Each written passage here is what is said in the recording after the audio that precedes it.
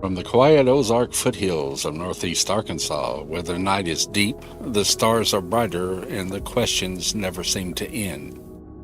Welcome, my friends, to Midnight Frequency Radio. I'm your host, Carl Richardson, and wherever you're joining us tonight, across America or around the world, I want to thank you for taking this ride with us. Tonight, we're stepping into one of the most fascinating subjects ever discussed on this program. Time. It's the one thing every one of us experiences, yet no one truly understands. We measure it with clocks, calendars, and the changing of the seasons. We celebrate birthdays, remember anniversaries, and watch history unfold 1 second at a time. But what if that isn't as fixed as we've always believed? What if the past, the present, and the future all exist simultaneously? Could consciousness move between them? Could technology someday allow us to reach beyond this moment? These aren't just questions from science fiction anymore. For decades, physicists have debated whether time travel might actually be possible.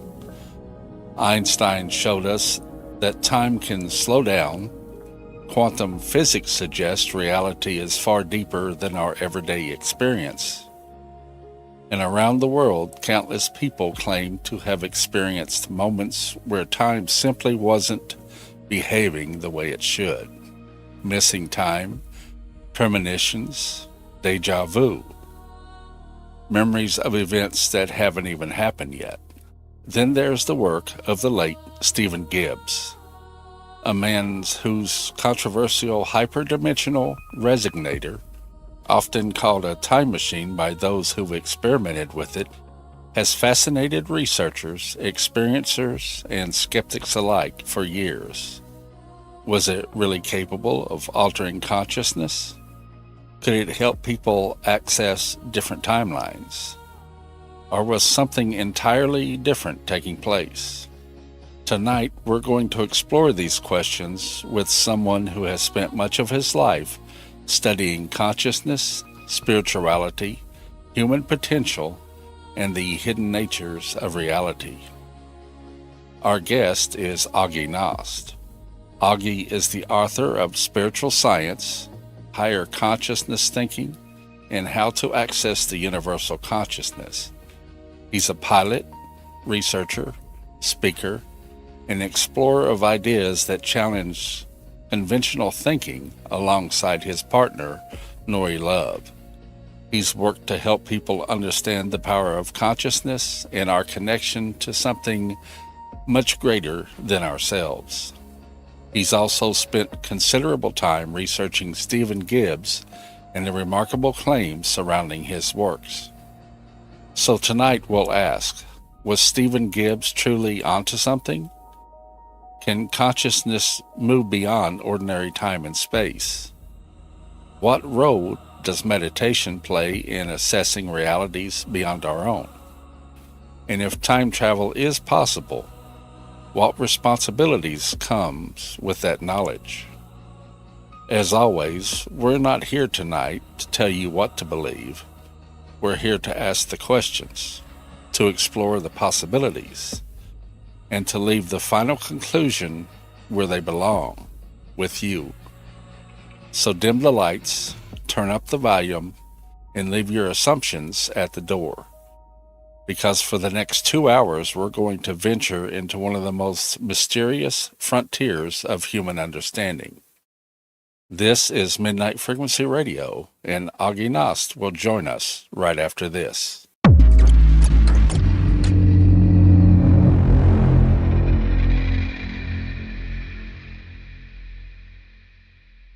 Before time, there was only love. From that love came light, sound, and the three great dominions that formed reality itself. Across countless ages, the mighty Angeliums learned the secrets of creation and traveled the stars as servants of the mysterious guardian of dominions. But peace never lasts forever. When Commander Yesawa Christos awakens stranded on a primitive world after 5 centuries of isolation, he discovers that everything he once knew has changed. Ancient technologies lie buried beneath forgotten temples. Hidden forces move behind the affairs of worlds, and far beyond the stars, a threat is emerging that could shatter the foundations of the universe itself. Joined by a young villager named Ada, Yesawa begins a journey that will carry them from abandoned outposts and lost civilizations to interstellar armadas, alien worlds, parallel dominions, and the deepest mysteries of existence. At the center of it all lies a question older than time. What is the true force that binds reality together? Written by David John Oates, founder of Reverse Speech, the Angelium Saga combines epic space opera, first contact adventure, spiritual mystery, and visionary science fiction into a sweeping tale spanning galaxies, dimensions, and millennia. Featuring ancient prophecies, hidden meanings, cosmic warfare, and the search for humanity's deepest purpose, the Angelium Saga is perfect for readers who enjoy the grand imagination of Asimov, Clarke, Herbert, and Star Trek, while exploring profound questions about consciousness, truth, and the unseen forces that shape our lives. The journey begins here. Welcome to The War in Heaven. Available at Amazon.com. Order your copy today.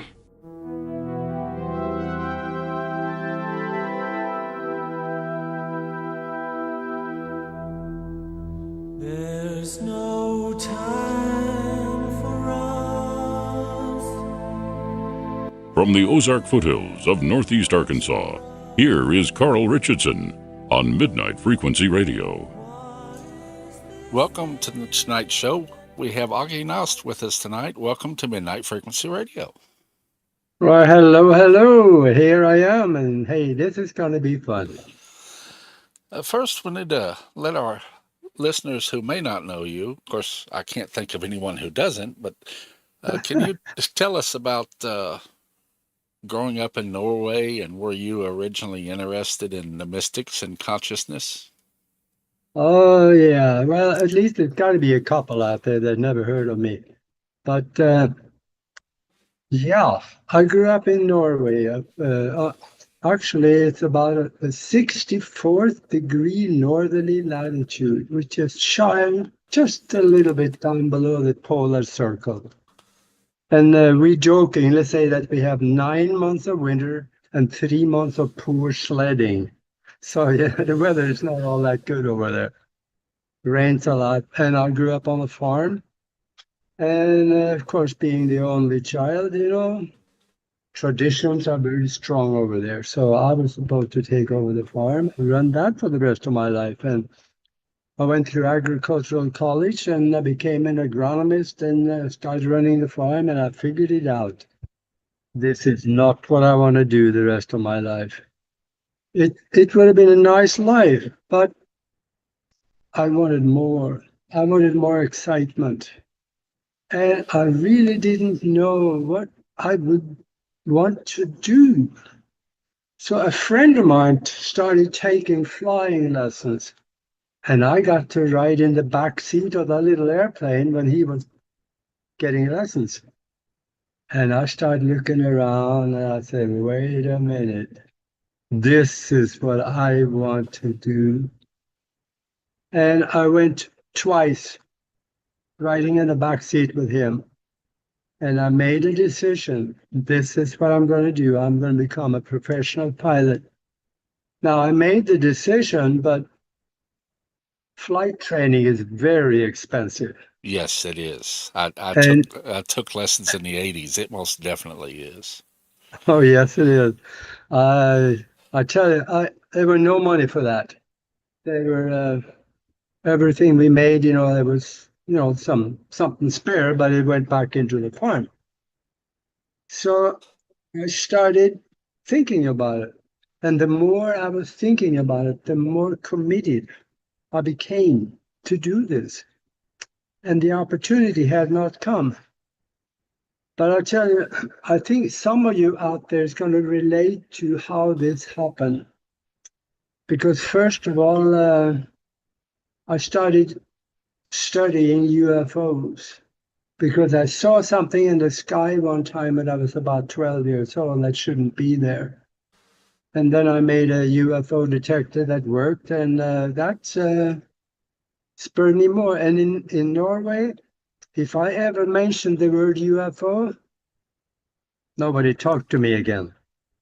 So I wanted to find an environment where people could talk about things like this, as well as becoming a pilot. And what I did, I visualized myself sitting in the cockpit of the airplane, the left hand on the yoke and the right hand on the thrust lever. And I saw myself flying through the clouds, through the sky. I did this several times every day. I lived it before it was real. And I don't know why I did it, because I didn't understand what I did. Now I understand that this is part of manifestation. The law of attraction works this way, because visualization of something compared to actually doing it, the mind does not know the difference.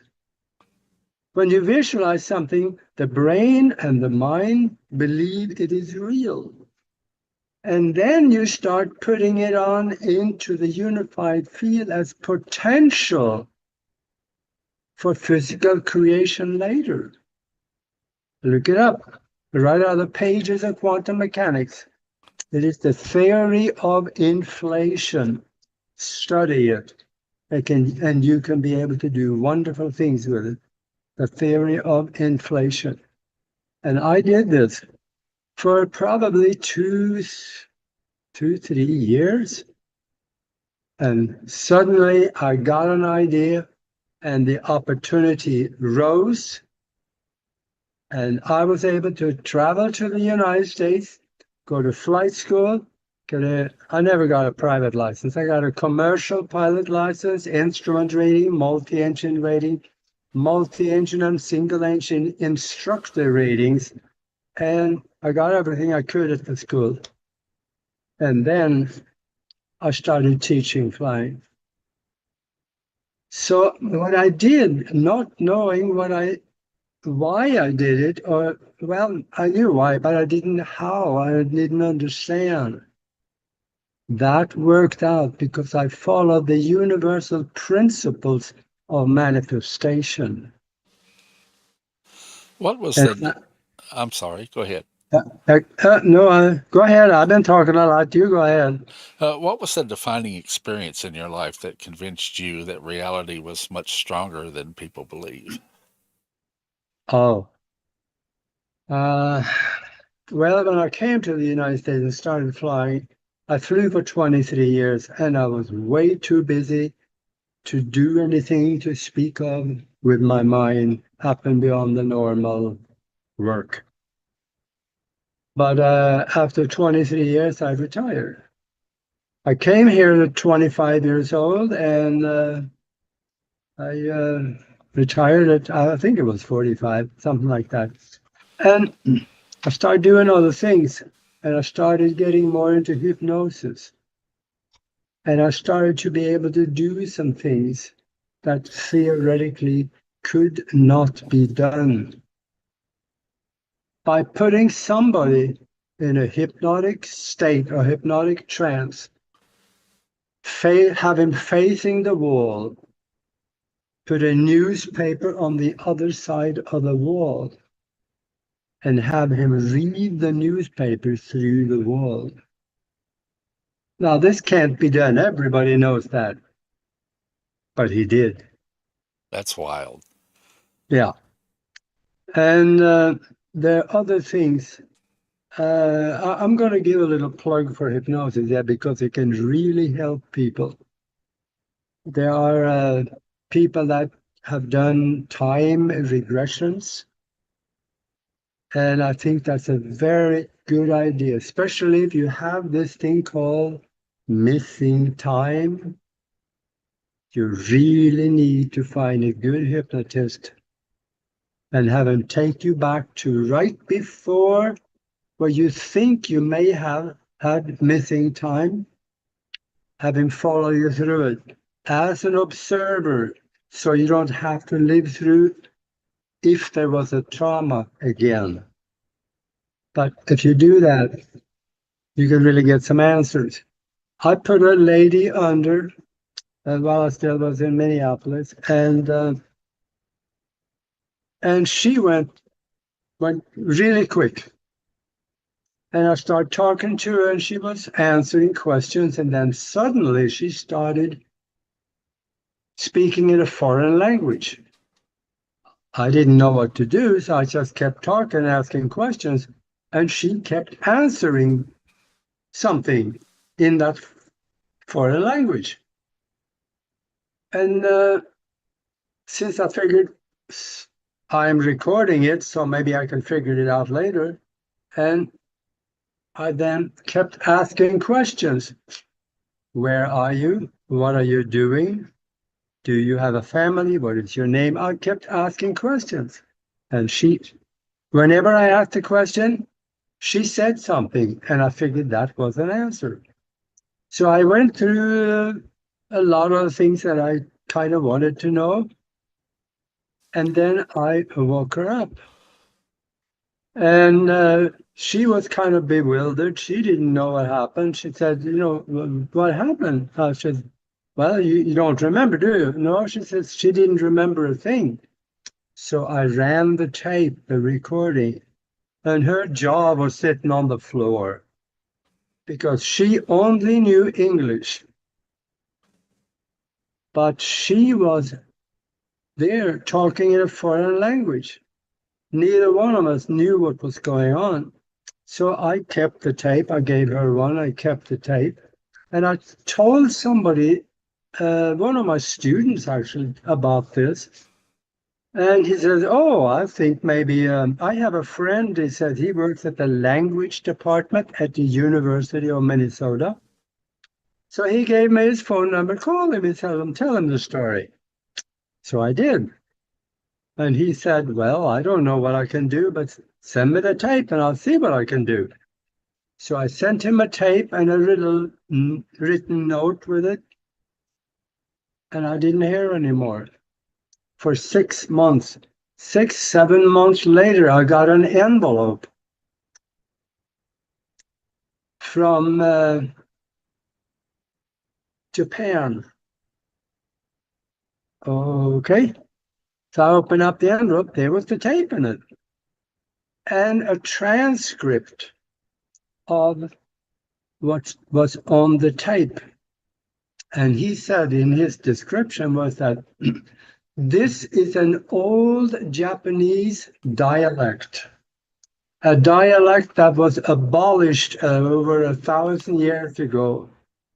And he said, the lady on the tape, she explained things, he said, that we could date back to a little over 2,000 years ago. That's wild. So she had a lifetime 2,000 years ago in Japan. And she answered my question in her native language. So she was speaking a language from her previous Yeah. life. Okay. Yeah. That's incredible. It is. So now we understand there is absolutely no limitations to what the mind can do.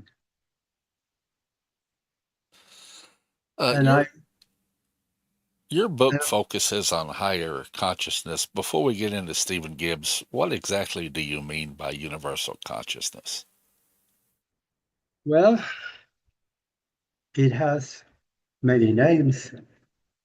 It is called the universal mind, the universal consciousness, the all. Or it could be also called God, because there is nothing but consciousness. Consciousness is all there is. Within this consciousness, you and I are here. Others, 8 billion of us on this ball of mud called Earth, trillions are throughout this galaxy. In the physical reality, higher vibrations, they have astral beings, they have spiritual beings, and you have divanic beings. There are people that kind of look like us, but they are totally lit up like a light bulb. We call them light beings. And when somebody here sees one of those, what are they going to think? They're going to think in terms of religion. So, oh yeah, that was Jesus. No, I doubt it. There is many, many, many of those beings out there that are light beings, there are spiritual, there are angelic beings, there are thrones, there are others. They are all existing within the universal consciousness. So universal consciousness helps create them, helps create us through our mind, because there's a quantum physics principle that is backed up by repeatable scientific experiments that says we live in a mind-created universe. So what I'm concerned about, I'm not so concerned about who creates all this. No, I want to see who is sitting at the computer. Because if we have computer language, which James Gates, a theoretical physicist, he says if we look deep in the equations explaining fabric of space, we find computer language. We didn't put it there, but it shows up. So this reality can be explained through computer language, which means there's got to be a computer somewhere. And the one that is sitting at the computer, let me point to him. It's you. Your mind creates everything around you on the basis of what you think, what you say, what you do, what you believe. Everything that allows to dwell in your mind the most creates everything around you and in you. When Did I say? When Yeah. did you first hear the name Stephen Gibbs? Uh-huh. When did you first hear his name? Oh, God. Probably 35 years ago back in Omaha. But he lived in Nebraska too back then. A friend of mine, we used to go out and have dinner every so often. It was Patricia Ress. She's written probably 4 different books on time travel. And she's got a website when those are available. And she says, I got a friend, she says, you're going to love talking to him. Come on with us. And I said, who's the friend? I was always busy. So he said, oh, Stephen Gibbs. I said, oh, okay. Who's he? You're going to find out. She says, come on. So I went. And at the dinner, it was mostly him talking, me listening all the way through it, because that was so interesting. What was your first impression of him? The very first impression was, this guy is either brilliant or he is absolutely nuts. But the more he talked, he talked in scientific terms that I could somewhat understand. So I started to get inside his head a little bit too. So I realized there's something to this. And he talked about his device that he had created, and he talked about the effects that people had. Not all good effects, because this is not a toy. There, to give you one example, is that there was a young man going to college, living at home with his parents, and he bought one of the devices, which we're on for 2 hours, so later on I'm going to show you what it looks like. You're going to get to see what the time travel device looks like. I'll demonstrate it for you. Okay. But the young man, he bought the device, or should I say the machine, or whatever you call it, and he got it, took it up to his room, and his mom saw him walking up with a package. And then when dinner came at night, she walked up to the room and wanted to get him down to eat dinner. And she opened the door and he wasn't there. There was some stuff laying on the bed that she didn't know what it was. So she closed the door and she thought, oh yeah, he left. He went to stay with some of his friends. Later that night, he did not come home. So she figured, oh, well, he probably stayed over, you know how young guys do sometimes. Yeah, forget that. Yeah. And the next day, he did not show up. And for the next evening, he did not show up either. Then she got worried. So she called some of his friends and asked them, was he at school today? And they said no. Then she got worried again. So she called called the police for the missing persons report. And they came out, they took her statement, and then she took him up to the bedroom. And in the middle of the bedroom was the black box, the computer chip in it and all that. The time coil and the magnet was laying in the middle of the bed, but he was nowhere to be seen. And then there's a user's manual, said time travel manual on the front of it. And of course, the police, they laughed at that. They said, yeah, sure. Yeah, right. And they wrote it all down, and then they came back a couple of days later and asked her, has he showed up yet? And said, no, we have called everywhere, and he's not everywhere we can find him. The parents became a target of the investigation. They thought maybe that they had done something. Yeah. And they actually had to really fight themselves through all that. But the thing about it is that the young man never showed up anywhere after that. Never again, huh? Never again. So what Stephen, he talked to the parents because the parents called him and told him the story, and he, got kind of, wow, this. He didn't know what to do or say, so he stayed in touch with the parents for several years afterwards, and the kid never showed up.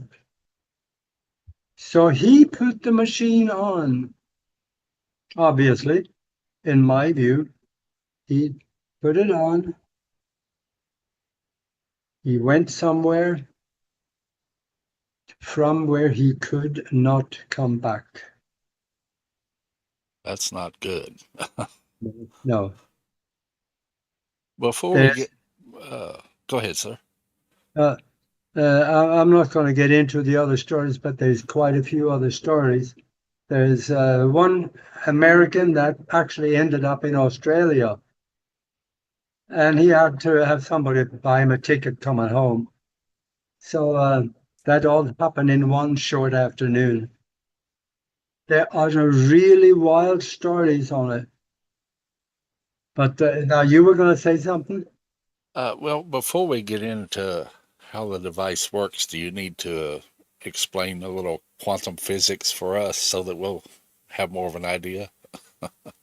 Yeah, that would probably be good. Because what I mentioned earlier, that we live in a mind-created universe. That is very important in this context. Because when I started out, I got a hold of one of the devices, and I started out with I couldn't get anything done. I strapped it on, I put the time card on, held the magnet right, and I turned the black box on, and nothing. I couldn't see anything, I couldn't do anything with it until I started manipulating my brainwave pattern. Because what I did before, I was sitting there thinking about things, the places that I wanted to go and what I wanted to see. Well, it didn't work. But when I started manipulating my brainwave pattern, and being a hypnotist, I could do that fairly easy. And most people can when they go into meditation, and they can lower the brainwave pattern into the bottom of the alpha range. I brought it down to about 7, the absolute bottom of the alpha range. And then I would visualize something that I wanted to experience. One of the very first things I had happen was that I saw myself walking down the street somewhere. There were people coming the other way. And it appeared as they saw me because I made eye contact with a few of them. And when I walked here, somebody coming the other way, they went out of their way to walk around me. So it appeared as I was observed by them. That could mean physical or possibly other ways, I'm not sure. But then I walked up to one of those newspaper boxes, where you put a couple of quarters in. These days, it's probably $1, right? So you put $1 in it, and then you move the front down, you take one paper out, and then now you got a paper. And on the front, you could read the headlines. But when I looked at the date on the newspaper, that was 6 months in the future. So, That was, I believe it was the first or maybe possibly the second thing that I experienced. you said you got your alpha waves down as low. Is it a frequency related? Oh yeah, the alpha range of awareness, that is brainwave frequency from 7 to 14, the alpha up about there to 30 is where you are normally operating, and that's nothing really exotic happened there. It's just, but when you start slowing the brainwave frequency down, that is where the magic is. Brainwave frequency, I think, also is involved with astral projection, and It is a tool that will help you much easier to get out of the body. That is absolutely right. so if someone walked into a room and saw one of these devices for the first time, what do you think they would be looking at? They would have no idea what it was. I know Stephen claimed that it was never a DeLorean. The No, device. No, not even a Model T Ford, but it looks closer to a Model T than it does to a DeLorean. Does the device use crystals of some sort to also help it function? He did mention crystals, but he really did not want to talk about the inside of it because, first of all, he black boxed it. So if you broke into it, you broke some of the hair-thin wires, so it would never work again. Yeah. And he told people, if you break into it to see what it is like, you will never be able to use it again. So it was his way of protecting his invention, I suppose. Yeah. And I don't blame him. You think an electronic technician would be able to repair one? No. No. Okay. No, because this works on more closer to a radionic computer, where you have, let's say that you have wires that is tensed up, so they reach, if you pling it, it'll send out a certain frequency. And he never explained what that frequency was. And the radionic computers do the same thing. A radionic computer, you can heal somebody at a distance when you tune the knobs to the frequency of the person at a distance. Everybody in the United States laugh at this. Go to England, Europe, they have radionic clinics where you can go and you can heal yourself. They're not talked about a lot, but they're there because it works. Yeah. We're a little past the bottom of the hour. If you don't mind, we'll take our first break here, and then we'll come back and continue onward. All right.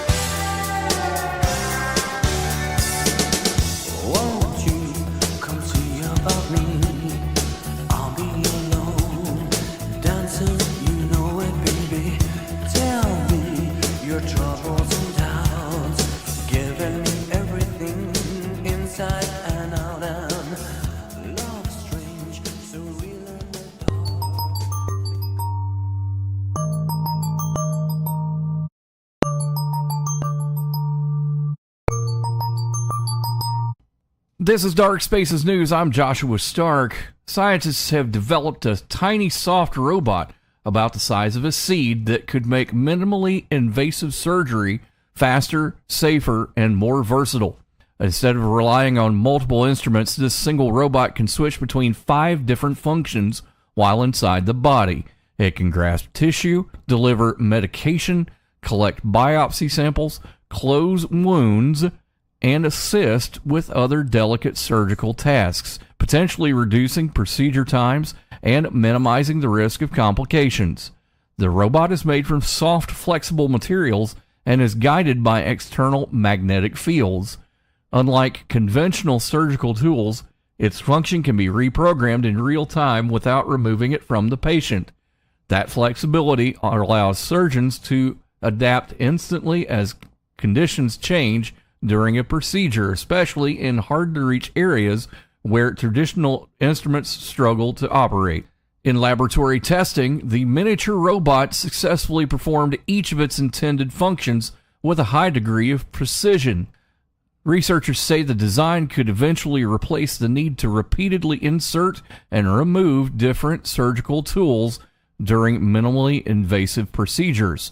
While the technology still requires additional testing before it can be used in hospitals, the researchers believe it represents a significant step toward a new generation of intelligent, multifunctional surgical robots that could improve patient outcomes, shorten recovery times, and expand what's possible in modern medicine. Catch up with us at darkspacesnews.com. Looking for a portable radio that will slip into your pocket? Take a look at the CC Pocket AM/FM, Nowhere Weather Radio, plus alert with clock and sleep timer. We combine ease of use, very good reception, and sharp, well-defined audio together in this little jewel of a radio. You can listen on the built-in speaker or the included high-quality original CC Bud earphones tuned for superior voice quality and music. It has 5 one-touch memories, R-type buttons for each band, and stands upright when needed. To get your CC Pocket Radio, you can call 1-800-522-8863 or visit us on the web at ccrane.com. Once again, that's CCRANE.com. In the early hours after the tsunami, it was ham radio that was on the air, saving lives. When Florida was ripped by hurricanes, the hams were there. In the critical moments after the attack of 9/11, it was the hams who coordinated emergency messages. When disasters strike, the hams are ready. Ham radio works when other communications don't. To learn how you can become a ham radio operator, call the ARRL, the National Association for Amateur Radio, at 1-800-326-3942.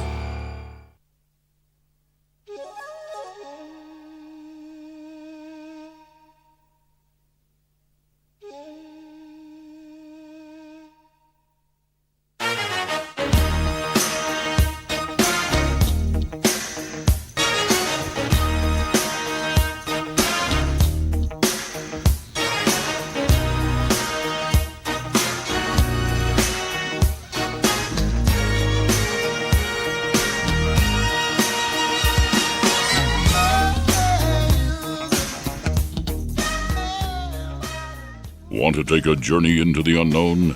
From the Ozark foothills of Arkansas, this is Midnight Frequency Radio with Carl Richardson, exclusively on the Nightwatch Digital Network. Now, here's Carl. And we're back with our guest, Augie Nost. Can you explain some of the evidence regarding this device? The evidence, not just this device, but time travel in total, there's a lot of evidence for it. If you talk to some of your friends or people that regular folks that you know and tell them that time travel is real, it has been done for a very long time, then you can see their eyes roll back in the head. And Yes. they stumble away from you, promise themselves to never talk to you again, right? Yeah, absolutely. But the thing about it is that it is real.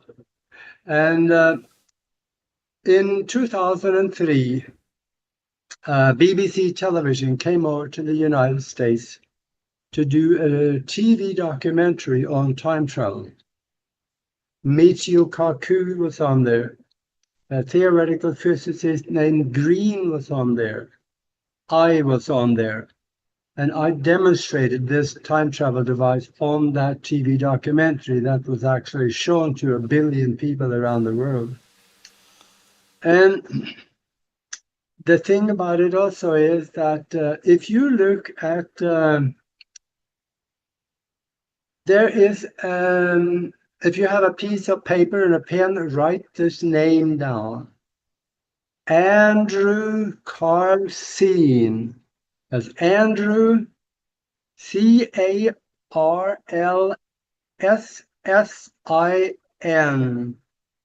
He was a gentleman that started playing the stock market in New York. He started out with $800.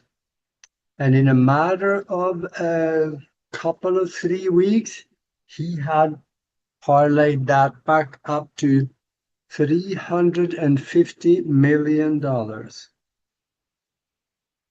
And the regulators started looking at this and they said, no, yeah, sure. No, that can't happen. Nobody can do that. So they had him arrested for insiders trading. They put him in jail, and then they took him in front of the judge. And the judge said, you really did phenomenal, but tell us who gave you the information. We need to know because you're up against some serious charges of insiders trading here, and it'll be years in prison if you don't tell us. And he said, well, I'm paraphrasing a little bit here. He said, I'm sorry. He says, it got out of hand. I shouldn't really have done this, he said, because the thing is, he says, I knew who was going to win because I am a time traveler. He came back from about 60, 70 years in the future. He said, I read history. I knew which one company that was almost unknown that will get on the stock exchange and have a very rapid growth. I knew who was going to climb up. And I took the climb, got out, took the climb on the next one, got out, kept doing that for several weeks until it was $350 million. He said, I'm really sorry. He said, it got out of hand. I'll tell you what, he asked the judge, you guys keep the money and I'll just leave. They think it was nuts. and the judge said something that I can't say on TV, according to the story. But he said, no, that's not going to happen. But you are going to tell us. And I said, you're going to stay in jail until you tell us. And he put $1 million bail on him. Put him back in jail. And I think it was 2 or 3 days later, a man showed up with a suitcase with $1 million in it, gave it to the clerk, and it said, here's the bail. Get my friend out. And they released his friend, and they set a court date for him, and both of them left, and nobody was ever seen again. So his friend was also a time traveler. Kind of looked that way. Yeah. Now, when you go and Google this, you're going to find, oh, this story is made up. It's just a novel, you know. No. If you know me, I'm a digger. I went to the jail at Rikers Island where they kept him, looked in the records, and by damn, there is a record of Andrew Carlsen being there for insiders trading. So the story is real. That's amazing. Yeah. I need to. All I need is lottery ticket numbers. I don't need a. Yeah, that's simple. No problem. I'll get you that. In fact, on my book, on page 16, you can find the lottery number. So don't do that. I gotta sell books in the middle of this. Well, that's okay. That's also what the show's for. You. Yeah. Actually, on 16, I don't know what is there, but you might find out. I don't know what's on 16. Okay. Yeah. But there is also, for those of you that has been in Abydos, Egypt, when you go into the temple in Abydos, Egypt, in the lower floor, actually below ground level, there is this panel. On the panel, there are several look like vehicles. One of them looked like kind of like a flying disc with an antenna on it. And then there is a perfect outline of an Apache helicopter. 2,400 years ago. Seems like I've seen that on some of the shows on Gaia. Yeah. Yep. A lot of people have seen that. But 2,400 years ago, when they made those drawings, they made the drawings from real thing that they have seen. So somebody 2,400 years ago saw an Apache helicopter. So they had to be a time traveler to go to that time frame when they existed and then go back and do their carvings or drawings. There's also a guy in California called Bruce Goldberg. He's been a regular guest on Coast to Coast and with Art. I He, had him on last year. did he talk about time travel? Yes, he did. Uh-huh. He teaches it on his website. You can find it there. He's also he was a university professor. I don't think he do that anymore, but he was a professor. He had a lot of credibility. And he said to me on the phone one time, he says, I don't care. Let them laugh. He says, the laugh is on them. Yeah, he does a lot of regression hypnotherapy, I believe. Yeah. Yeah. But speaking of that, my co-host on Broadcasting Alpha, which is on hiatus right now because of her work, she is a hypnotherapist and she does something really interesting that I never thought of doing. And that is that she puts somebody into a hypnotic trance and she takes them forward in time to meet themselves. You get to have a conversation with yourself 5 years from now. Can you imagine? At least we should think that you 5 years from now is a little smarter than you are today. Yeah, Hopefully. you could hopefully find out how you did in Yeah. life. And especially if you are working on something that you want to have happen, you can ask yourself 5 years from now, what did I do to make that be successful? The 5 year in the future, you can tell you what to do, then go do it, and you're good. Can you imagine that advantage? Oh yeah, that'd be a big advantage. Yeah, she's done that quite a bit, and she said that she can't talk a lot about who it is, but that's privacy and stuff. But Oh yeah. she's a phenomenal thing, interesting things that she have had happen, and that's really something. Also, if you want to go to bbc.com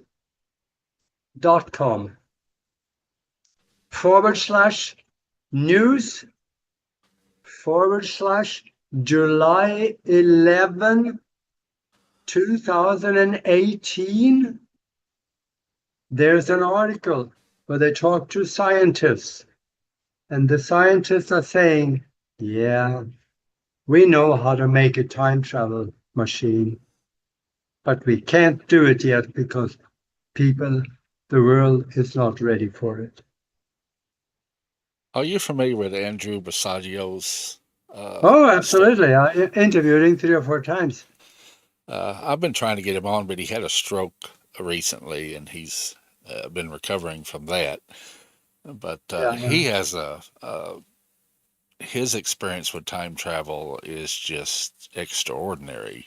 Going back and meeting Lincoln, Yeah. and The Gettysburg Address, he saw it firsthand. oh yeah, and even pictures exist from that time frame of him standing in a muddy field at the location where the Gettysburg Address took place. So Yeah. Yeah, he found that picture too. That's really something. let me ask you: do you think time is an illusion? Yeah. A physical illusion. Time is real in the mind as a mental and higher vibratory experience. But your mind creates the mental images of everything around you. So the holographic images are so solid that you can tap the computer and it feels real. I'm glad you brought that up because here's a story that you really need to hear. Everybody out there, listen to my story that I'm going to tell you next, and you will understand that everything around you is an illusion. I am a hypnotist. If I put you in a soft chair and talk to you for about 10 minutes, Some of you only take 5. And then I tell you, when I snap my finger and bring you out, you will see an elephant standing next to you in the room. I don't care if you're on the 34th floor of an apartment building, but the doors are smaller than the elephant. I don't care. The elephant will be there. But there's a problem. I cannot see the elephant because there is no elephant there. You can reach out and touch the snout on that elephant. You can feel the rough skin in your hand. You can smell him. You can hear him breathing. So, what happened? Did your real world go away? Yes, it did. It did go away. Yeah. Because you cannot see through that elephant. You cannot see the wall behind him because there's an elephant there obstructing the wall. That elephant is real, absolutely real and solid to you. There is no difference between that elephant and your computer. I don't know if you can hear that. I'm banging on the computer. Yeah. There is no difference. Same, the computer is also created by your mind. That elephant is created by your mind. There is no difference between the two of them. So now, what is it that we see? It is, we see something. When you walk through the living room at night and it's dark and you stub your toe, that hurt like hell. That is real to you. So what is it? It is a mental projection based on what you believe, what you do, what you see, and all of everything that you allow to believe to be true in your mind create your reality around you. You know that when you stub your toe, it's going to hurt. And you know that when you win the lottery, you're going to feel like $1 million. You're going to go out and buy cars and new houses, and you're going to give your friends all kinds of fun. And I'm going to pay bills as well. Yeah, you're going to feel like a king for about 3 years, and then you're broke again. That's what normally happens. Yeah. If the past still exists and the future already exists, are we simply moving through something that's already there? Yes, we are. Yes and no, but mostly yes, because when you think that you want to have something happen, thoughts are things, remember? Thoughts are things, and you create it in your mind. I'm pointing to the head, but you also is in the heart. The emotional part of your visualized image you created in your head is created in the heart. That package of what you want to have happen is put into the field for sitting there as potential for creation later. It is very unlikely that you will be able to create something that you have never thought of, unless it was laid down into the life contract you came here with, you agreed to have or do or be. So if you thought it, it's in the field, you can create it in your physicality. Could consciousness exist outside of time completely, altogether? Yeah, but now we got another question before that can be answered. What is time? Good question. Yeah. It's a construct that we came up with, more or less, but what we think of as linear time That's what we consider to be time. And in the construct, it is time. But time is not constant. Time can be compressed and it can be lengthened. And when I had a download of the universe being explained to me about, I guess it's got to be 14 years ago now, I was shown what time is. And nobody back then talked about that. That was an illusion at that time. You heard the phrase frames of time? You heard that expression? Yeah. Yeah. That is exactly what it is. The linear time that we see and observe is a linear projection of individual present moments. One present moment and another present moment after that, and the one after that, and they're really close together. Now, there is a physical electronic similarity, and that is the square wave generator.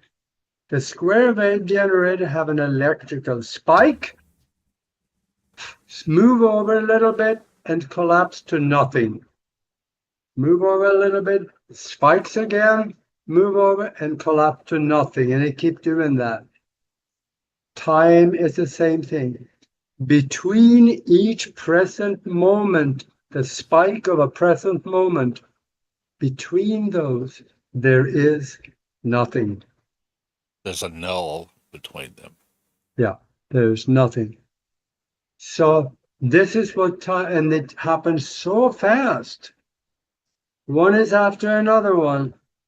And the distance between each frames of present moment is the Planck distance. Do you know what that is? No.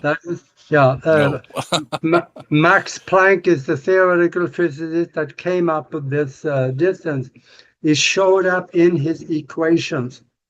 And I can understand the concepts of quantum mechanics fairly well, but I lose myself in the equations. I lose it all. I can't do that. But that is, the Planck distance is 1.6 times 10 to the 35th power. That is minus 35th power. That is so tight and so small, it is almost undescribable between each present moment. And when we move through it so fast, it looks like a movie, and we are the star actor in it. How does meditation relate to all of this? There are stories of people that have gone into meditation, and when they wake up, things are different. And the only explanation they can come up with is that they switch timeline. That we all are in one timeline here, but there are other timelines parallel to us, close but parallel. And I know I've switched timelines several times. I know that because things are different. And everybody, I think most people out there have had moments when things does not look right. That could be they are somewhere and they say, wait a minute, it didn't look like that last week when I was here. So they've entered an alternate timeline. You could be in a different and alternate timeline. But most of the time, you will make it back unless you make an effort to stay in the other timeline. I know growing up in Europe, I was going to be a farmer, and I would have a great life, but I wanted more. So I changed my timeline by visualizing myself flying with a hand on the thrust levers and moving the airplane through clouds and doing things. I visualized myself and created a new timeline for myself. But somewhere out there, there's an Augie Noss that's plowing fields today. I wonder about that guy. I have always been tried. I actually have tried to find him, but I haven't been successful. Why do so many spiritual traditions talk about becoming timeless? That is when you accelerate out of the physical. Linear time does not exist. Actually, that's not quite true. In the lower part of the astral worlds, the illusion of linear time still exists. But up in higher 6th, 7th degree, elevation, vibration, there is time, everything is in this moment. Now, the way that we can observe it and live in it is because you can reach into that space where everything is, and you think of something and it pops out, and you can enjoy it, you can do it, you can engage in it. But time in the higher vibrations, linear time doesn't exist as we know it here. All of it is in the present moment, so you can choose which present moment you want to live or observe or participate in. I know I've done that. I'm an astro traveler, so it is kind of fun actually. But that's something you got to be ready for, because you have to understand the environment you walk into. Otherwise, it can be scary. Now, pulling things out of other timelines into ours was something that they dealt with the Montauk Project. Isn't that correct? Yeah. Yeah, they also created the monster. Oh, yes, they did. I don't know if they actually created that. They may have opened up a gate by which it came through, because there are creatures that look like that in the lower astral worlds. That's why I said you really need to understand your environment. You don't want to spend a lot of time in the lower astral worlds. It's not a good place. It's kind of the garbage dumps of the spiritual worlds. Leave it up to the government to do something that would turn out badly. That's just so unusual, isn't it? Yeah, I know. And that same thing with CERN. Oh, yeah, that's One of the engineers that was walking in the corridors there, he said that there was right before they shut it down for a maintenance thing. He said he was walking down a corridor, and coming at him from in the other direction was something that looked like a dragon on 2 feet. So he turned around and split real fast, and they were searching for it, but they didn't find it. maybe it returned when they shut it down, possibly. It could have gone back where it came from, yeah. Could dreams actually be glimpses into other timelines? Say again? Could dreams actually be glimpses of other timelines? I believe so. I think so. And what about Because yeah, go ahead. what about the effects of deja vu? What do you feel that is? That is maybe different timelines. If you go down the street and I know some people that said they had this experience. You driving down the street kind of in a half daze, and you're going around a curve, and you somehow think, well, let's have a look at that church that is on the corner over there. then you remember, oh, wait a minute, there was no church there, but golly, we come around the corner, there's a church, but you don't remember having that church there before. So, and another example, somebody I know back in Omaha, he came home one day. He was walking down the hallway of the house into the kitchen, and he looked on the wall. There was a new painting that he had never seen before.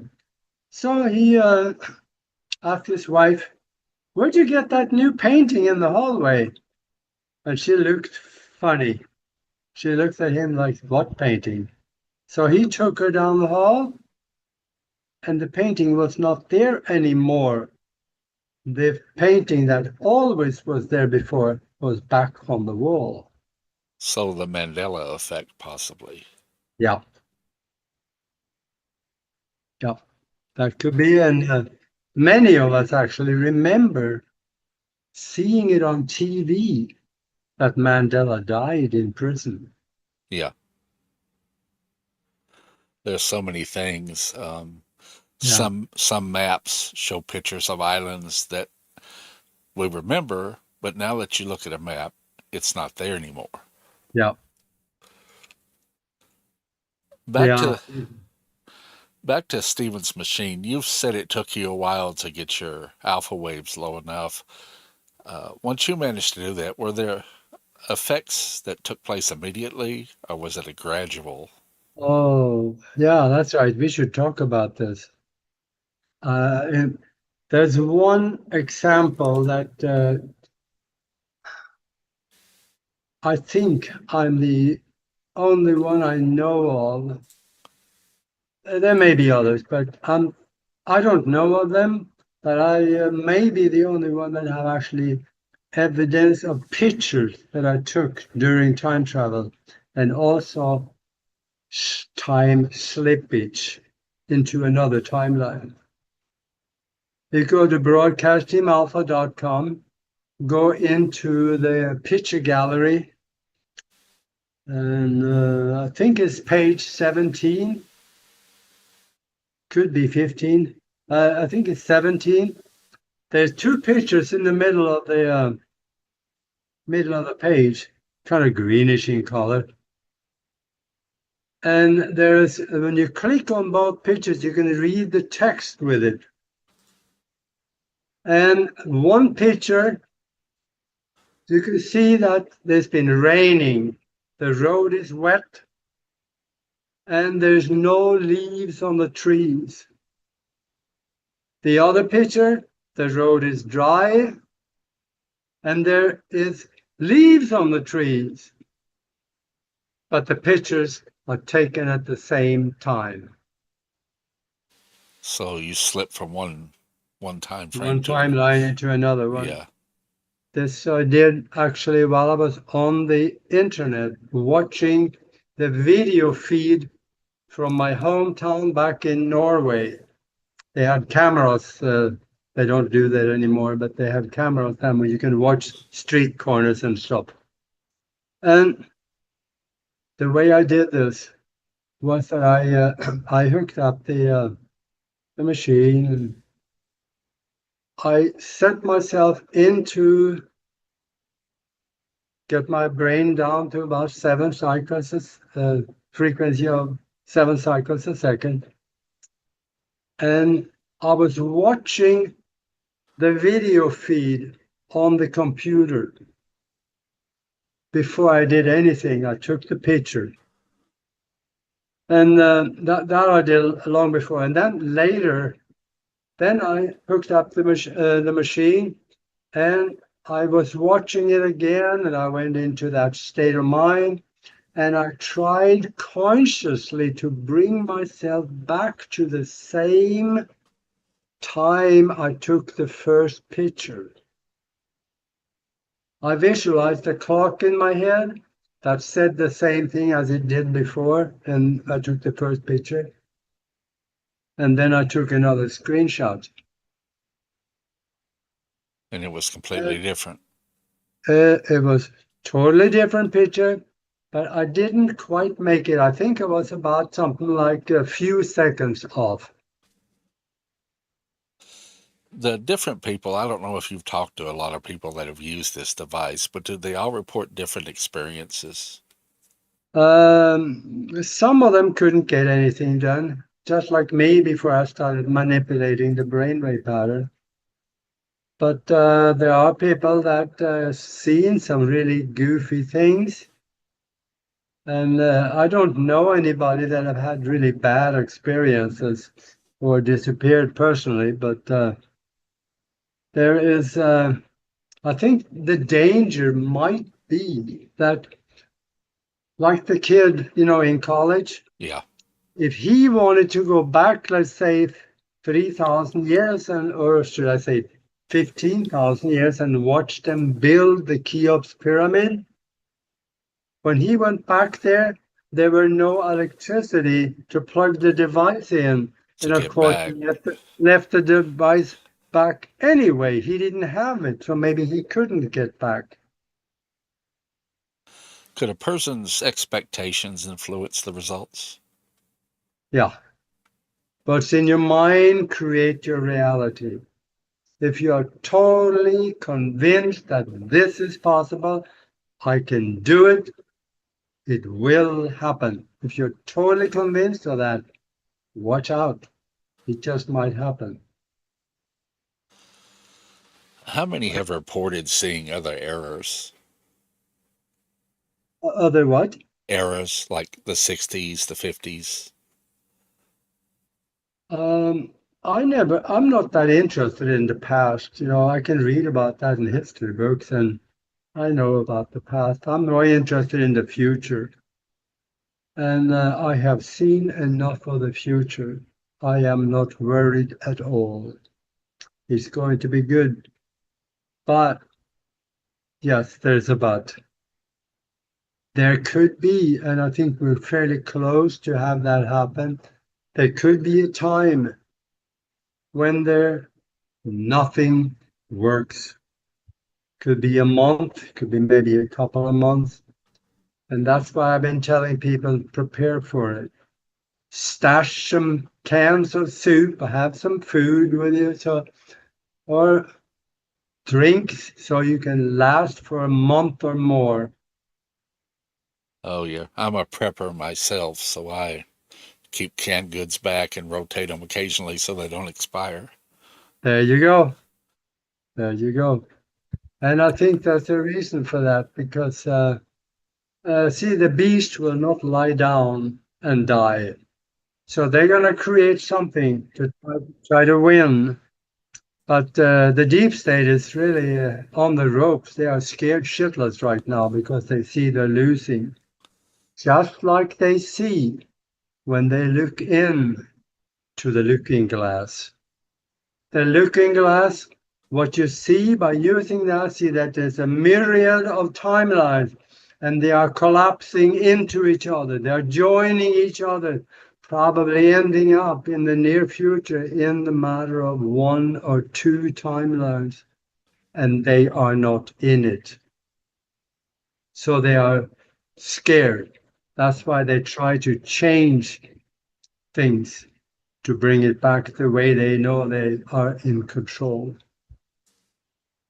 Well, I normally don't discuss politics, but I hope some of them are scared. And Yeah, I know. Yeah, I know. That's but now there's one thing I saw in the 14 years ago in that download. I hardly ever talk about this because it's not nice. I saw 2 big rocks coming out of the sky. And it appeared as it was the Atlantic. It hit the ocean. It feels nicer calling it big rocks than asteroids. yeah, So I'm calling it big rocks. And that creates a tsunami, or several of them, that wipes out the East Coast. Florida is gone. Western part of Europe is washed out, so is Western Africa. And it travels around the world it gets everywhere eventually. Not as strong as it started out, but these were several 100-foot tall tsunamis. And I have had a look later, and I don't see it anymore. I hope I don't see it because it's not there anymore in this timeline. In the timeline I was at 14, 15 years ago, it was there, probably still there. But hopefully not in this one because I can't see it. I've had Lori Toy on the show before, and that's similar to the vision she had. Really? Yeah, and then she saw a map of the United States after the fact, and the geology is completely different. Yep. Where I'm at here in Arkansas is underwater. So Yeah, the middle is split. There's a big inlet of the ocean going all the way up into, I think probably almost to Ohio. did Stephen believe physical time travel was possible? Oh yeah, absolutely. That's what they're talking about on BBC.com in the news section of July 11, 2018. They're talking physical time travel. And you do that by creating a tremendous magnetic field, and you wrap it in plasma. That's what they did with the Eldridge, the Philadelphia the Philadelphia experiment. Yeah. I interviewed Al Bielek 9 times on my radio show here in Tucson 15 years ago, 14, 13 years ago. And the more he talked, the wilder the stories. So I don't know what to think anymore, but he explained the science of what they did on the Eldridge, and that science made sense to me. Yeah, it does me too. I'm a ham radio operator, and I buy the story that the ship actually did vanish instead of just degauss and appear invisible to radar. Yeah. There is also a story from when they came back. There's a story that was a bar owner that is not too far from the docks, and there were a couple or 3 of the sailors that came in after they got off the ship. They came into the bar. They evidently needed a drink, I guess. I would too. And they were glowing. And all the other people in the bar, they split. They piled through the door and took off. And this story is written up on the wall in that bar, is what I have heard. Nobody took pictures of it, but there's a story there. Yeah, and some of the crew fused into the bulkheads. Yeah. That's absolutely wild. We're approaching the bottom of this hour. I'm going to go ahead and run our last break, and we'll come back and you can show us Stephen's device, and we can continue discussing. Yeah, don't go anywhere, folks. This is going to get good. I'm going to demonstrate that device to you. All righty, sir. We'll be right back.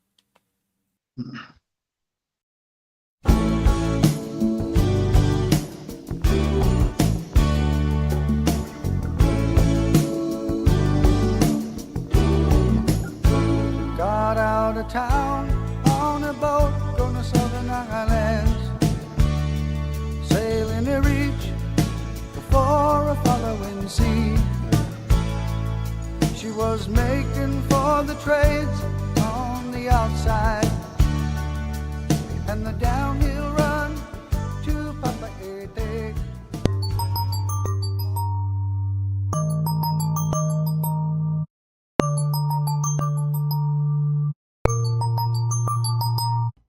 This is Dark Spaces News. I'm Joshua Stark. The U.S. Space Force has begun deploying a new mobile satellite jamming system called Meadowlands, and giving the military a more flexible way to disrupt an adversary's satellite communications. The system is smaller, easier to transport, and faster to set up than earlier generations, allowing it to be rapidly moved and operated wherever it's needed. Unlike older jamming systems, Meadowlands uses software-defined technology that can target multiple satellite signals and create reversible effects. Rather than permanently damaging satellites, it temporarily blocks an opponent's ability to use them for communications, making it a more controlled option during military operations. The Space Force says the new system is now entering operational service as part of a broader effort to strengthen U.S. space control capabilities. This is Dark Spaces News.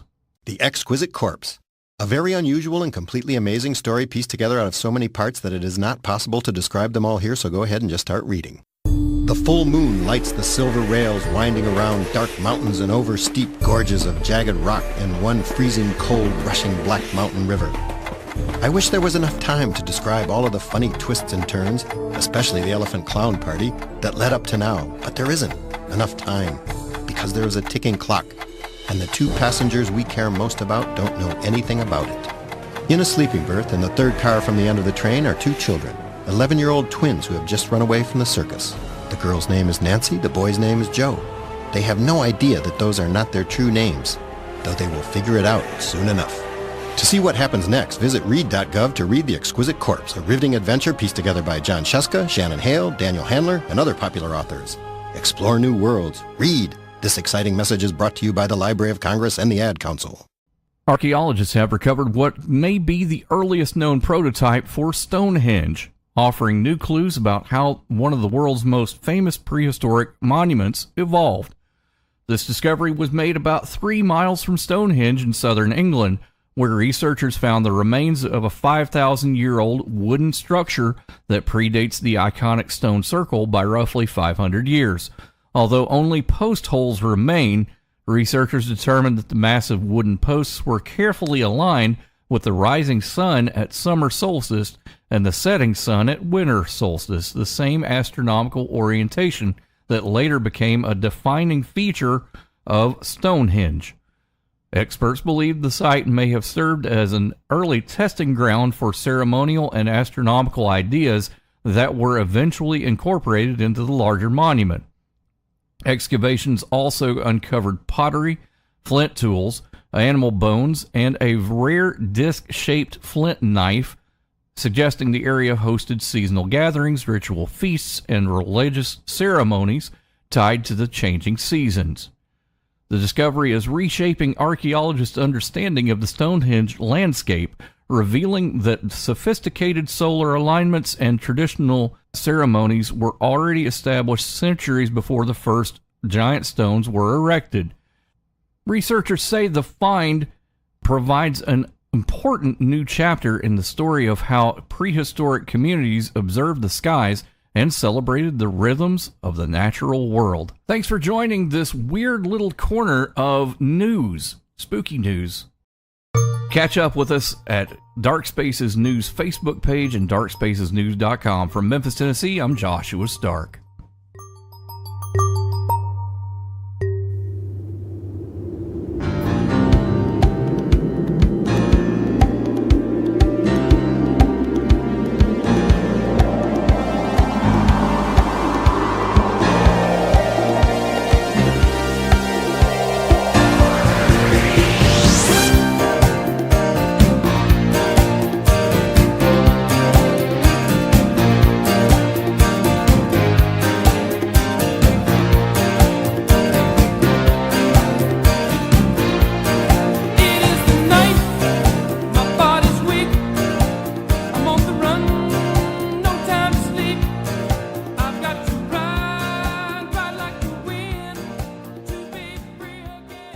You're listening to Midnight Frequency Radio with Carl Richardson, exploring the unknown on the Nightwatch Digital Network.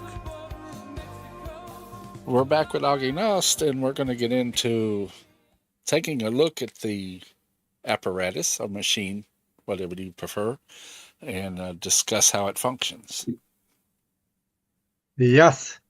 Yeah, this is going to get good. But I bet there's some of you out there watching this, sitting on the couch, telling yourself,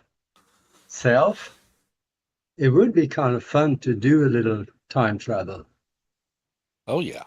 There is a way you can, because it is very possible. In this book, Spiritual Science, Higher Conscious Thinking, and How to Access the Universal Consciousness. In the back of the book, there's a whole section, one chapter, on how you can do it. You don't need the machine that I'm going to show you. You can do it with your mind. And you can have some really interesting results. You know, there are, throughout history, there's talk about sages from India that has been seen and documented being in two places at the same time. This is how they do it. But if you get the book from Amazon, you can read that and start practicing. If you do, get a hold of me and we can talk. Anyway, that's my story on that. I think that you probably want to see what the machine looked like here. So let me, I got it sitting on the floor here, and here. I hope it shows up on the, there we go. This is the front. Maybe this way? Yeah, that's better. This is the front of the machine. It is this thick. And it's got an electrical cord that goes to the wall. This is, they call it the well. This is what you use if you're going to heal somebody at a distance. Or if you want to find somebody, let's say that you have a kid that is missing. I know, because somebody actually did that. And there's a story about that on using this machine. They took a map, put it in the well, and then they tuned it together with hair. They put hair of the person in the well also. And then you tune it. You tune it, you move it, move the knob just a little bit, and then this is a stick plate. You rub the finger on it until the fingers stick. That's where you keep it. And then you take the other knob, move it a little bit. If the finger don't stick, you move it a little more. If the finger don't stick, you keep moving it until the fingers stick. That's where you keep it. That's how you tune it. The red button, of course, you got to turn it on first. The red button is on, and this is for the well. So this is how it has multi-use for it. You can also use it to find somebody, because when they put the hair of the person, actually it was a girl, and together with a map, it was a very, you roll it up, I guess that's what they did. Yeah. Put it in. And then they took the map out, and then they dragged the finger across it until where the finger stuck. That's what Stephen said they did. And doing that, the finger stuck somewhere, and they found the girl. But she was gone. She was not alive. So it can be used for many different things. Now, and Then there's also plugs on the side here for different things. So if you want to hook it up to a Radeon computer, you can do that here. So you can magnify the effect of this little machine also. And then here also you plug the electromagnet in, and here you also plug the coil in. I'm going to show you how that works. On the well, is that a magnetic coil? No, I don't know what's around the well. He didn't say anything about that. Here's the two plugs on the time coil that goes into the back of the black box. And you take this thing here, and you put it around your head, right at the third eye. You put it around there, and you plug it in, and the other end you plug into the black box. And then you take, this is the magnet. It doesn't look like much, but it is. I can't put this any closer to the computer screen, because if I do, I destroy the computer screen. If I put it this close, half this, then it starts fading into blue and I'll never get it back. So that's why it is extremely, it's a neodymium magnet, and it is very strong. And this is what you plug into the black box. And then when you do that, you hold it right on the solar plexus. And you have the time coil at your third eye around your head. You have the box tuned to your frequency. That is when you use the stick. You keep turning the knobs until the finger sticks, and then you tune it so that you have your frequency set. And then you go into a meditative state. Is the magnet, I'm sorry, is the magnet part an electromagnet or? Yes. Okay. Yeah, it is electromagnet, but it also has it also works as a regular magnet. Mm-hmm. You can put something, I don't have anything here that'll stick to it, but it also will stick to things. So you take a regular magnet and you magnify it, being an electromagnet. So it is extremely strong. I have, I had that demonstrated to me one time. Somebody put a little piece of metal about this far away from the magnet, and it starts sliding across and down. Boing! It just jumped right on the magnet. Yeah, that wouldn't be a good thing to get around older style television sets, because Yeah, but you sit there in a meditative state, you visualize where you want to go or be, and keep that image.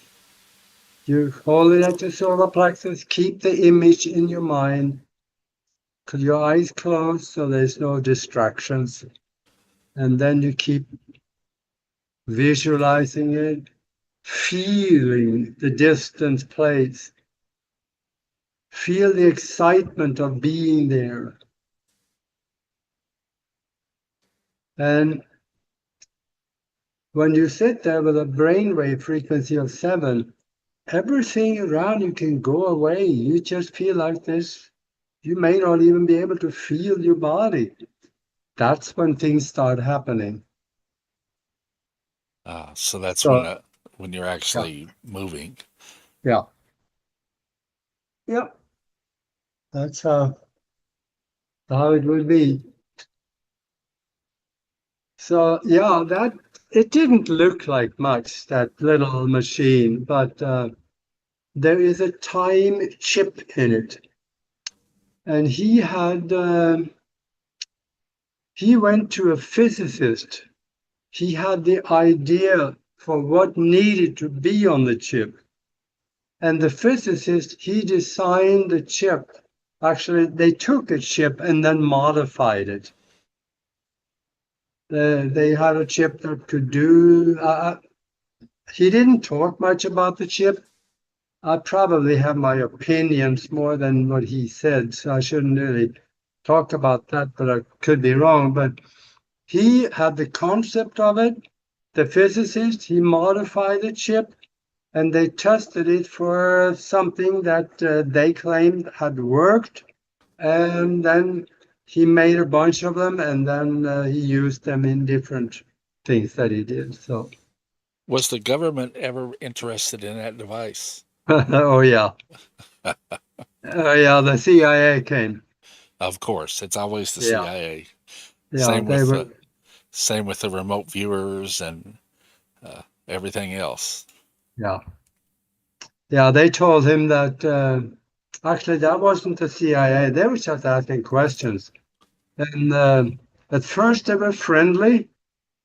They were amazed what he could do with it. And then when he didn't really want to talk to them, then they were not so friendly anymore. Yeah. But the people from the military came and they told him that we want one of these devices because we want to check it out. And he asked them what they were going to use it for, and they didn't want to tell him. So he told them that, go pound sand because you're not going to get it. And they were very threatening. So the way I understand it, I'm not so sure he said this, but he ended up giving them one. The government, look at people that went against the government. Look at Nikola Tesla and others. Yeah. Mr. Tesla, that's a sad story in itself. So I know. Yeah, that is. But that's another thing. If you want to do something, time travel on your own, get your hands on this book. And I think it is, oh God, I forget which section it is now. It's in the back of the book where it talked about the mindset, the specific visualized images that set up a vibration in your mind to be able to reach into that distance location. So it could be fun to experiment with. But if you start doing something like that, remember what I said? You really should understand the environment that you are going into. So I am totally accessible to anybody that buys my books. Just call me and I'll talk to you. I'm always there. Would you like to give the audience your website? Yeah. broadcastteamalpha.com. broadcastteamalpha.com. That is the place where you can go and watch all our shows.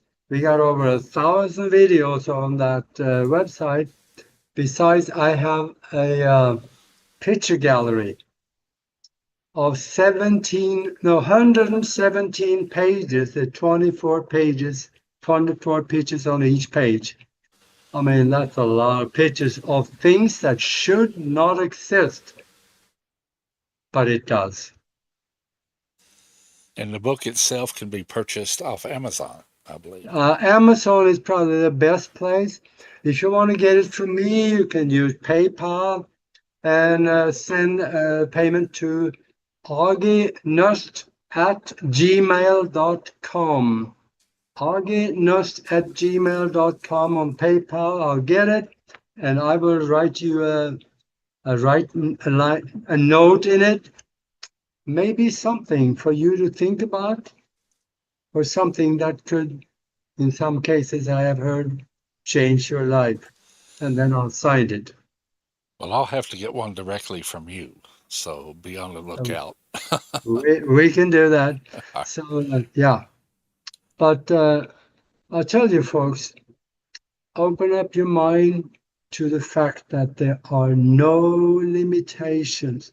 The only limitations you have are the ones you are creating all by yourself, where you don't even need any help. That's true. Sometimes we have help, but you can also get rid of that help. It is our responsibility to develop our mind into higher consciousness, where we can have things, you can have download of information. It's not that hard to do. And you can keep your health perfect. In here, I talk about how to reverse the aging process. I'll show you how to do it. It's simple. Everybody can do that. And because then we're going to spend 45 seconds explaining this. In 2009, 3 doctors got the Nobel Prize for discovering an enzyme that reverses the aging process, and nobody told us. Don't take my word for it. Go to the Nobel Committee's website, go down to 2009. First go to medical 2009, then go to medical submissions and read the papers. You're going to love it. There is an enzyme that in those papers, somewhere in the papers, it's quite voluminous, but it's worth your time. One of the doctors, I think it was Blackburn, that said, if everybody had enough of this enzyme in their body, there would be no reason for anybody to ever die from old age. That is powerful in a paper, because I know enough about the Nobel Committee. You know, they are in Oslo, you're in Norway. They, if they find anything, even a small detail being wrong in any of the submissions, they throw out the whole thing. So that statement they found to be accurate. And in here, you'll find out what herbs to take, because I found some really old people. One guy I found, he died from an accident in 256, and the government verified his age on 2 occasions. Go ahead and Google the 256-year-old man, and you read about him. He was alive. He was written up in New York Times, because they had a reporter over there in that country, and they explained it that he was a martial art instructor for the army for as long as anybody have known. He was an herbalist, and he never seemed to age much. I wanted to ask you before we go, do you feel that humanity is approaching a major shift in consciousness? We are already experiencing it. What signs are you seeing to indicate Well, it? I have fun at the grocery stores. I strike up conversations with people. And there are people that I know that used to be my friends in Tucson, well, kind of periphery. They knew me, and when I talked if I talked about time travel or UFOs, they stumble away and want nothing to do with me. Now when I talk to the same kind of people, they listen. They say, wait a minute, maybe there's something to this. And when I talk about spiritual things, people that didn't want to hear a thing about it, all buried in religion, they didn't want to hear anything I had to say, now they listen. So yeah, we are rising globally. Mankind is rising in consciousness. I don't know. Sometimes when I go to Walmart, I think some of us are de-evolving. So, Yeah. Especially if you go there at 2 to 4 in the morning. oh, yes. Good Lord.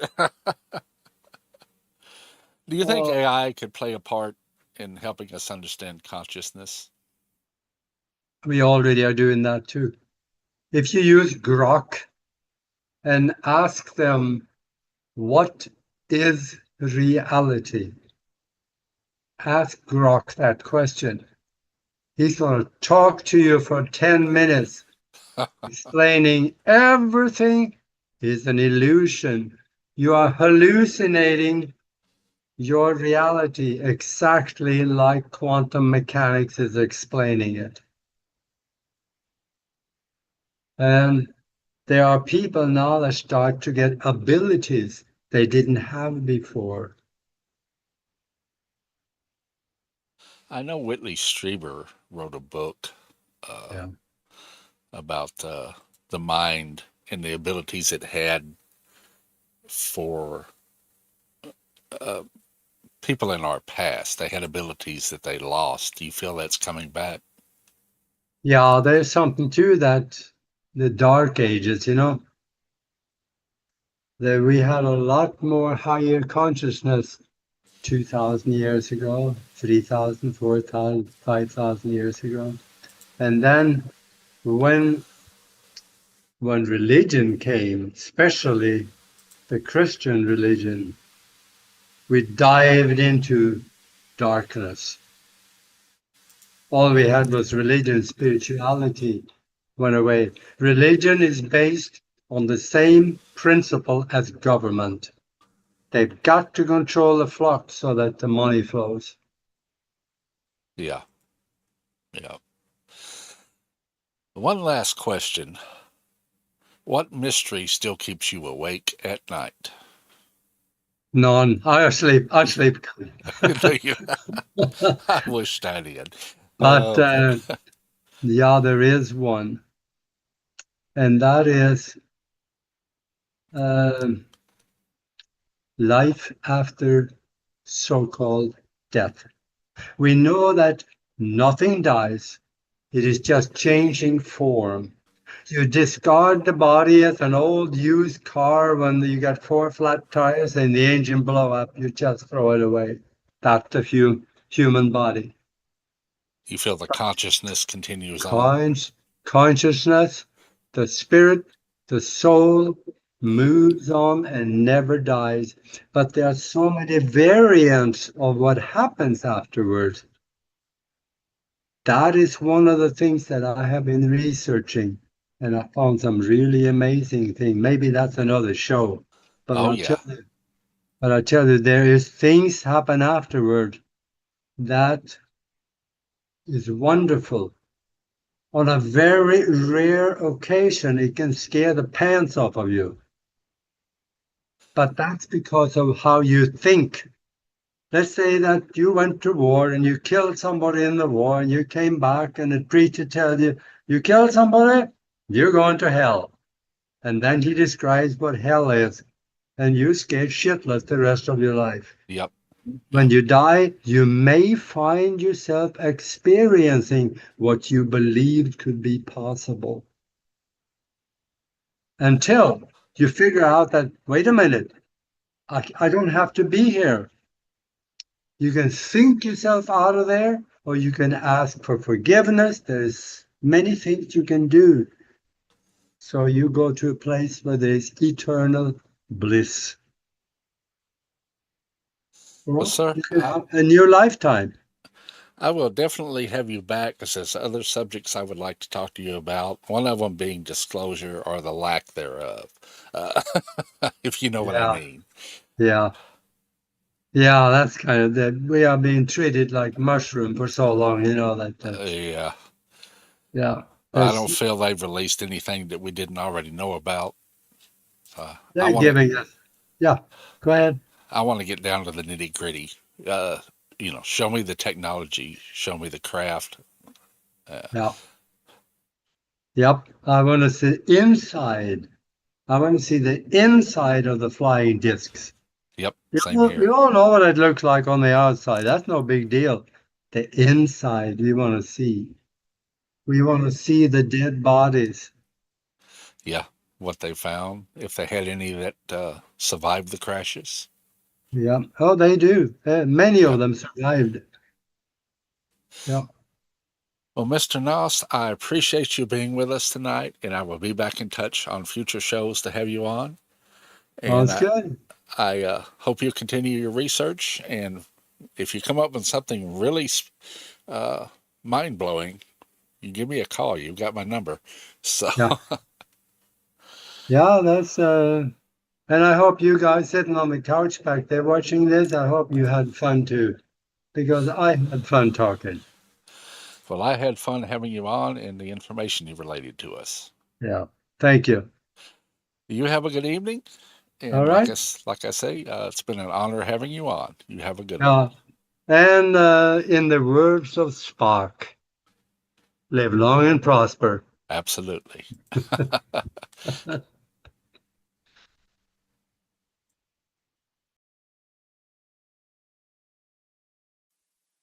Crashing into your speaker like an electronic shock, Midnight Frequency Radio seeks to bring the stories of ghosts, Bigfoot, UFOs, and conspiracy theories to you. Now, here's Carl. I would like to thank Augie Nas for spending the evening with us. It's always a pleasure to talk with someone who's willing to explore the bigger questions. Questions about consciousness, reality, and the mysteries that lie just beyond what we think we know. Tonight, we've journeyed through Stephen Gibbs' time travel research, the possibilities of time, the power of the human mind, and the ideas that perhaps our understanding of reality is only scratching the surface. Whether our listeners agree with every theory or not, I hope we've encouraged everyone to think a little deeper and remain open to new ideas. And to all of you listeners tonight, thank you for spending part of your evening with us. We know you have a lot of choices out there, and we're honored that you chose to explore the unknown with us each and every Saturday night. If you enjoyed tonight's conversation, be sure to subscribe to Midnight Frequency Radio on YouTube and follow us on Twitch. And tell your friends. The more explorers we have riding along with us, the stronger this community becomes. Next Saturday night, July 18th, we'll welcome filmmaker and consciousness researcher Fabian Rush to the program. Fabian has spent years investigating altered states of consciousness, out-of-body experiences, remote viewing, and one of the most fascinating figures ever associated with government psychic research, Ingo Swann. We'll take a deep dive into Swann's remarkable legacy, the history of remote viewing, consciousness exploration, and what these extraordinary studies might reveal about the true capabilities of the human mind. If you've ever wondered whether consciousness extends beyond the brain, or whether reality itself is far stranger than we've been led to believe, you won't want to miss this one. Until next Saturday night, I'm Carl Richardson, coming to you from the Ozark foothills of Northeast Arkansas. Keep asking questions, keep searching for answers, and never lose your sense of wonder. Because sometimes the greatest mysteries aren't those among the stars. They're waiting to be discovered within ourselves. Good night, everyone.